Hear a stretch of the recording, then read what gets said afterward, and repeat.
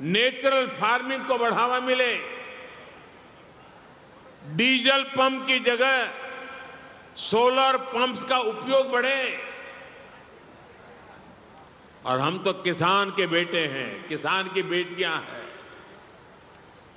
हमें अपना खेत सबसे पहले बचाना है, हमें अपनी धरती मां को बचाना है, हमें केमिकल फर्टिलाइजरों से अपनी धरती मां को मारना नहीं चाहिए।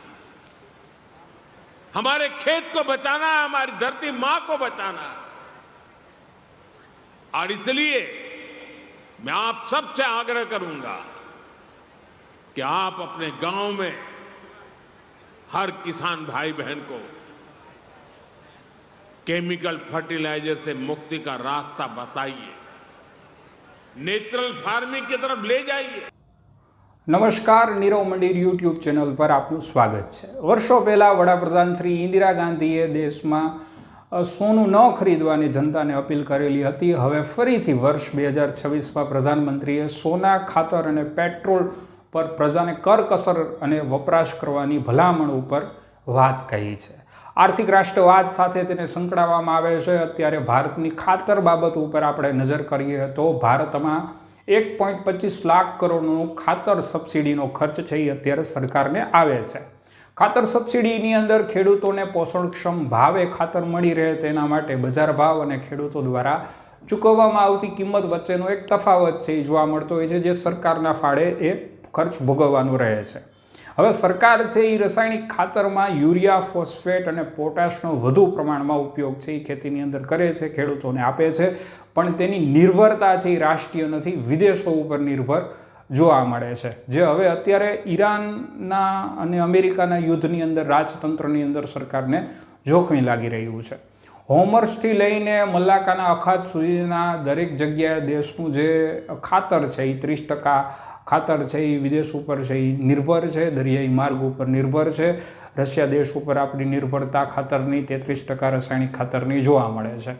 યુરિયાને હવે ન્યુટ્રિએન્ટ બેઝ સબસિડી હેઠળ સરકારે છે એ વપરાશ કરવાની જરૂરિયાત છે, જે ડાયરેક્ટ બેનિફિટ ટ્રાન્સપોર્ટ દ્વારા ખેડૂતોને સીધી મદદ છે આપી શકે અને બજારના ભાવને વાસ્તવિક બનાવવાની અત્યારે જરૂરિયાત છે ઉદ્ભવેલી છે। વર્ષ 2030-31 સુધીની અંદર કેન્દ્ર સરકારનું એક લક્ષ્ય છે કે જે 32.5 લાખ હેક્ટર જમીન ઉપર રાસાયણિક મુક્ત પ્રાકૃતિક ખેતી કરવાની માંગ છે એ ગણવામાં આવે છે, જેને લીધે દેશની અંદર સ્થિરતા અને ગુણવત્તાયુક્ત ખેતીને પ્રોત્સાહન છે આપવામાં આવે છે। સરકાર કૃષિ ક્ષેત્રની આવક પણ વધારવા માંગે છે, રાસાયણિક ખાતર ઉપર નિર્ભરતા પણ ઘટાડવા માંગે છે અને ખેતીની અંદર છે એ આવક છે એ ખેડૂતોની વધારવા માટેના બધા કાર્ય છે। પણ બીજી તરફ કેન્દ્ર સરકાર વર્ષ 2026-27ની અંદર બજેટની અંદર ફર્ટિલાઇઝર સબસિડીનો ખર્ચ જે આશરે તેના બજેટમાં 1.71 લાખ કરોડના બજેટથી વધી જાય તેવી પણ અત્યારે યુદ્ધ જેવી આર્થિક કટોકટીની અંદર સંભાવના જોવા મળે છે, જેની અંદર ખેડૂતોની અસ્થિરતા અને ખેડૂતોના પાકના સિઝનના ઉત્પાદન ઉપર છે એ અસર જોવા મળે છે। તો વડાપ્રધાને અમુક વિદેશી આયાતો ઉપર ખર્ચ ઓછો કરવા ઉપર ભાર છે એ મૂકી રહ્યા છે, જેમની અંદર ખાતરની પણ ભલામણ છે એ જનતાને અને ખેડૂતોને ખાસ કરીને કરવામાં આવેલી છે, કારણ કે ખાતર સબસિડી અને વિદેશી દેવા ઉપરનો ભાર છે એમાં ભારત છે એની આત્મનિર્ભરતા અત્યારે જોવા નથી મળતી। ફોસ્ફરસ માટે 60% અને યુરિયા માટે પણ 20% આયાત કરવી પડે છે। આયાતી જથ્થો દુનિયાના 5 દરિયાઈ માર્ગો પરથી પસાર થાય છે, જેના પર ભારત દેશને નિર્ભર છે રહેવું પડે છે અને તેના ઉપર કોઈ નિયંત્રણ ભારતનું નથી। સાઉદી અરેબિયા અને ગલ્ફ દેશોમાંથી આવતું ખાતર સ્ટ્રેટ ઓફ હોર્મુઝમાંથી પસાર થાય છે, જે હાલમાં ઈરાન અને અન્ય દેશો વચ્ચેના સંઘર્ષને કારણે અત્યંત અસ્થિર છે।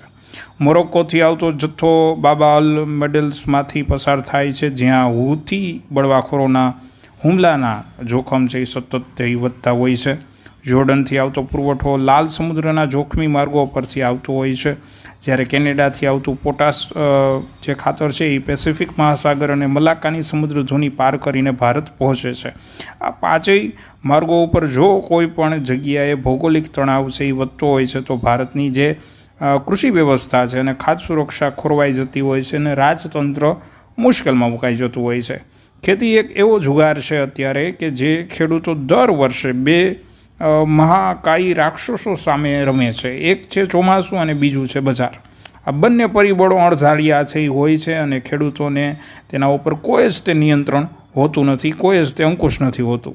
જો ખાતરની અછત સર્જાય તો ભારતની 1.4 અબજની વસ્તી માટે ખાદ્ય સંકટ છે ઊભું થઈ શકે છે.